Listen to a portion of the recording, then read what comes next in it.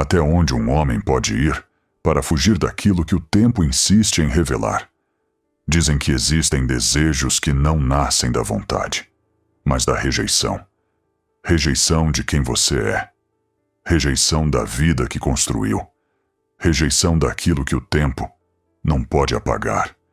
E o mais perigoso de tudo é que alguns desses desejos não começam dentro de você.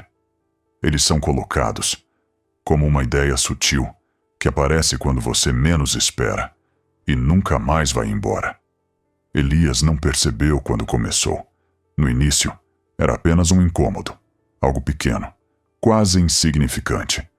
Toda vez que ele entrava no velho bar da cidade, ele via homens como ele, com a mesma idade, com o mesmo cansaço no olhar, com as mesmas marcas do tempo. Mas ao lado deles, sempre havia algo diferente. Mulheres jovens, sorridentes, leves, como se o tempo não tivesse tocado nelas. E aquilo começou a incomodar. No começo, Elias apenas observava, em silêncio. Dizia a si mesmo que não importava, que aquilo era superficial. Mas o pensamento voltava, sempre voltava, como um sussurro insistente. Por que eles, e não você? E então veio a comparação. Depois, a inveja. E então, algo mais profundo. Vergonha, não deles, de si mesmo, e principalmente do que o esperava em casa. Maria, sua esposa, anos ao lado dele, anos de cuidado, de paciência, de presença. Mas para Elias, aquilo já não significava mais nada, porque tudo o que ele via era o tempo, marcado no rosto dela, nas mãos, no corpo. E aquilo o incomodava.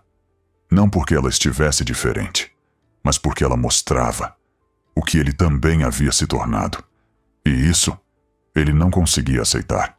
O desprezo não veio de uma vez. Veio aos poucos. Primeiro, o silêncio. Depois, a indiferença. E então, as palavras. Pequenas no começo. Depois, cruéis. Ele reclamava, criticava, comparava, como se estivesse tentando convencê-la de algo que, na verdade, era sobre ele mesmo. Você não é mais a mesma, ele dizia, mas no fundo, sabia. Nenhum dos dois era. E ainda assim, ele continuava, porque o desejo já havia crescido, já havia se enraizado. E agora, não era mais um pensamento, era uma necessidade. Elias não queria apenas uma mulher jovem. Ele queria voltar a ser alguém. Alguém desejado, alguém admirado, alguém vivo. E foi exatamente nesse ponto que algo respondeu. Não com um som, não com uma presença clara, mas com uma sensação, como se o mundo tivesse prestado atenção. Naquela noite, o vento parou, o silêncio ficou pesado, e Elias sentiu, antes mesmo de ver, alguém estava ali. Demorou. A voz veio baixa, arrastada, como se não tivesse pressa. Elias virou lentamente e o viu. Um homem alto, magro demais, imóvel, parado entre as sombras. O rosto não estava totalmente visível, mas o sorriso era. Um sorriso que não combinava com nada, nem com o lugar, nem com o momento, nem com o mundo. Eu sei o que você quer. O coração de Elias acelerou, mas ele não fugiu, porque aquelas palavras eram tudo o que ele precisava ouvir. Você está cansado de ser o que se tornou. O homem deu um passo, lento, cansado de olhar para ela e ver o tempo.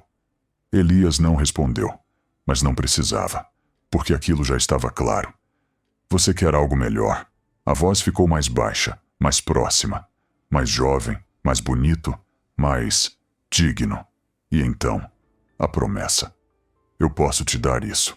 Tudo parou. O mundo, o tempo, os pensamentos, tudo. E o que você quer em troca? A pergunta saiu automática, como se já estivesse pronta. E a resposta veio simples. Só aquilo que você nunca valorizou. Elias hesitou. Por um instante. Um único instante. Mas foi o suficiente. Porque naquele momento, ele já havia decidido. Muito antes de chegar ali. Ele estendeu a mão. E aceitou. E foi ali. que tudo começou a acabar. Poucos dias depois, ela apareceu, como se tivesse sido moldada exatamente para ele. Jovem, pele lisa, olhos profundos, um sorriso estranho. Bonita demais, perfeita demais. Elias não questionou, não pensou, não olhou para trás. Ele apenas aceitou. Maria foi deixada para trás, sem explicação, sem despedida, sem importância, como algo que já não servia mais. E pela primeira vez em muito tempo, Elias se sentiu vivo. Ele andava pela cidade com orgulho, exibia a nova mulher, sentia os olhares, os julgamentos e, principalmente, a inveja. E isso era tudo o que ele queria. Mas a ilusão não dura. Nunca dura. No começo, foram pequenos detalhes. Ela não dormia, não piscava, não parecia presente. Ela apenas observava, sempre, como se estivesse esperando algo. E então, a casa mudou.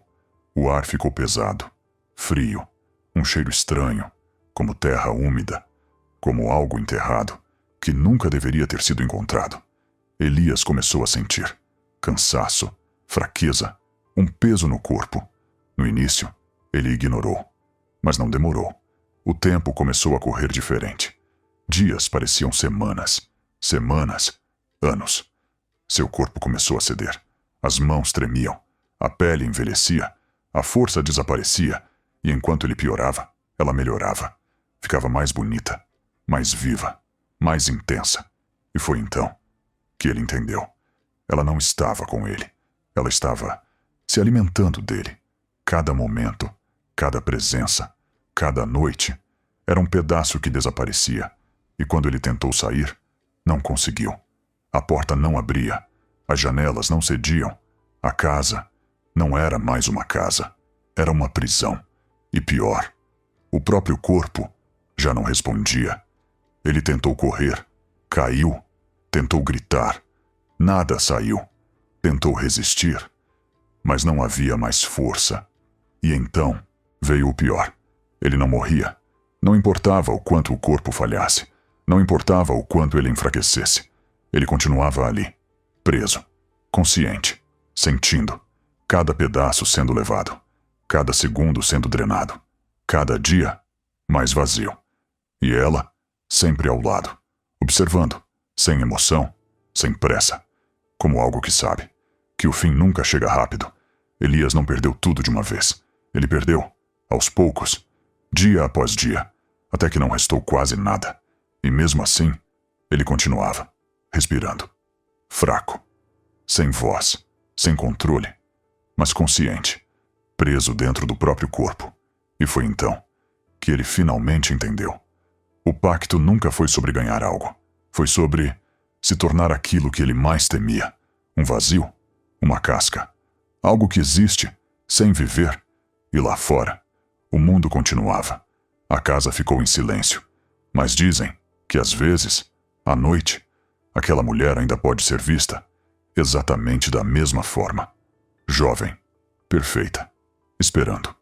E em algum lugar, dentro daquela casa, ainda existe algo. Algo que respira, devagar, fraco, mas que nunca vai morrer.